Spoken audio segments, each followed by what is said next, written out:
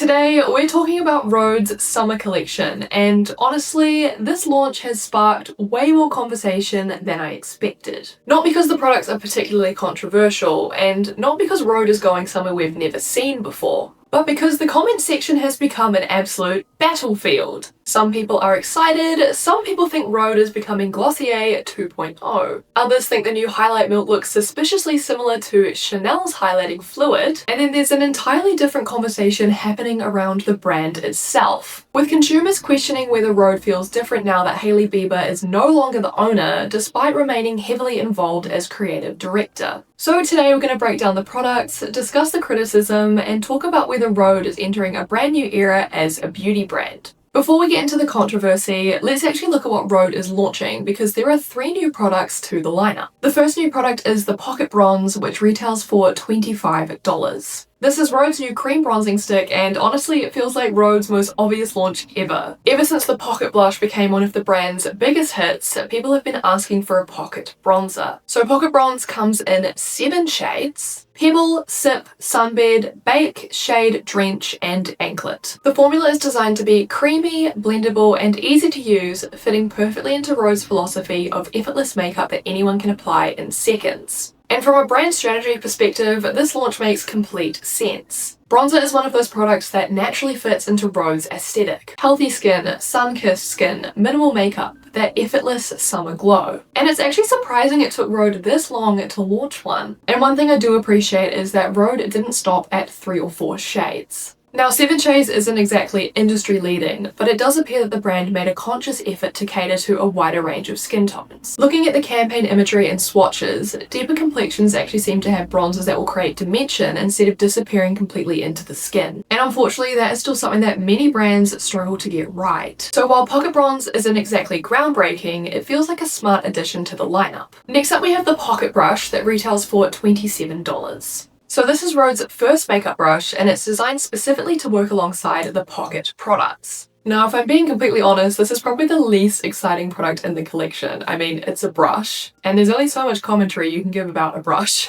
But from a business perspective, it makes sense. If consumers are already buying a Pocket Blush and now Pocket Bronze, creating a dedicated application tool is a logical next step. The compact design fits Rhode's travel-friendly branding and gives consumers another accessory to add to their carts. Do I think people were desperately waiting for Rhode to launch a brush? Probably not. And am I shocked that they did? No. But personally, I do hate these dual-ended brushes because you can't stand them up in a brush holder without damaging one side of the bristles. I do enjoy angled brushes for cream contour and blush, but I probably wouldn't use the rounded side for either. You do also need a bit of a denser brush to blend out cream products, so I'm not sure how well this would work unless the products are very creamy. And finally, we have the product that has generated the most discussion, and that is the Highlight Milk, which retails for $28. Rhode describes this as a luminous complexion enhancer inspired by its cult favorite glazing milk product. The idea is that you can use it underneath makeup, mix it into foundation, apply it to the high points of your face, or wear it alone for a radiant, healthy glow. So this comes in 4 shades, and they are Pearly Pink, Pearly Champagne, Pearly Warm Bronze, and Pearly Rich Bronze. I will say that the highlighter shades do look very pretty, and they definitely do have room for shade expansions in the future. They could definitely do some more champagne golds and things like that. What immediately stands out to me is that Rhode launched 4 different glow shades instead of launching one universal champagne gold and calling it a day. Again, that speaks to a broader focus on inclusivity that we'll come back to later. I mean, the concept itself feels incredibly Rhode. Glowy skin, healthy skin,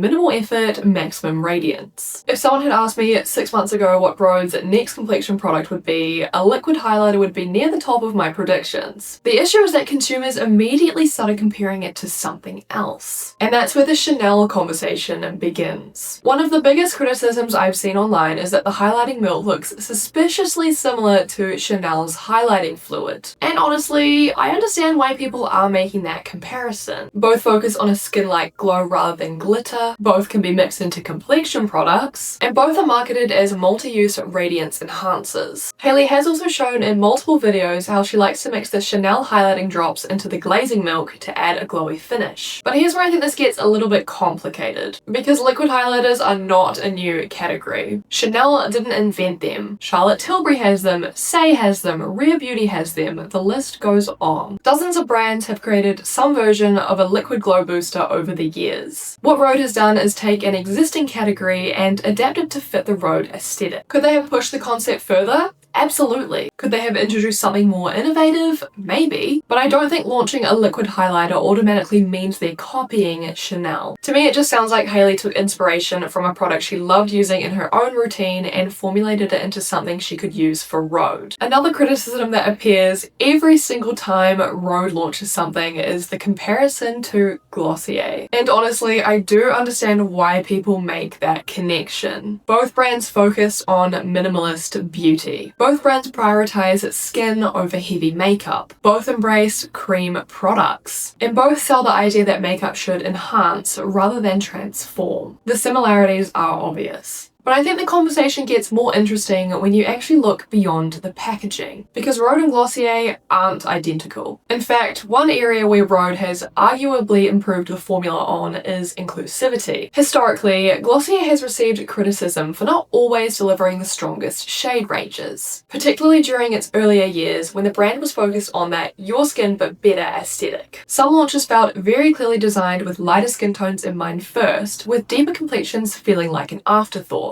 Rhode has generally been much stronger in that area. You can see it with Pocket Blush, you can see it with Pocket Bronze, and you can even see it with the highlighting milk. Rather than launching one glow shade and expecting it to work on everyone, Rhode included options specifically designed for deeper skin tones. That's a meaningful difference. So while I understand the Glossier comparisons from an aesthetic standpoint, I don't think it's completely fair to say that Rhode is just repackaging Glossier's playbook. If anything, Rhode feels like a modern evolution of the minimalist beauty movement that Glossier helped popularize. Glossier walked so Rhode could run. The bigger question is whether Rhode is starting to face the same problem that eventually affected Glossier, because that's where I think the real comparison should be. Not whether the brands look similar, but whether consumers are starting to feel bored. And this brings us to what I think is the most interesting conversation surrounding Rhode right now: the products themselves versus how consumers feel about the brand. As most people know by now, Rhode was acquired by e.l.f. Beauty in a deal of reportedly $1 billion. Hailey Bieber remains involved and continues to serve as creative director. But despite that, I've noticed a very clear shift in how people talk about Rhode. People keep saying the brand feels different. People keep saying they're losing interest. People keep saying the magic is gone. And what's fascinating is that these products were almost certainly developed long before the acquisition.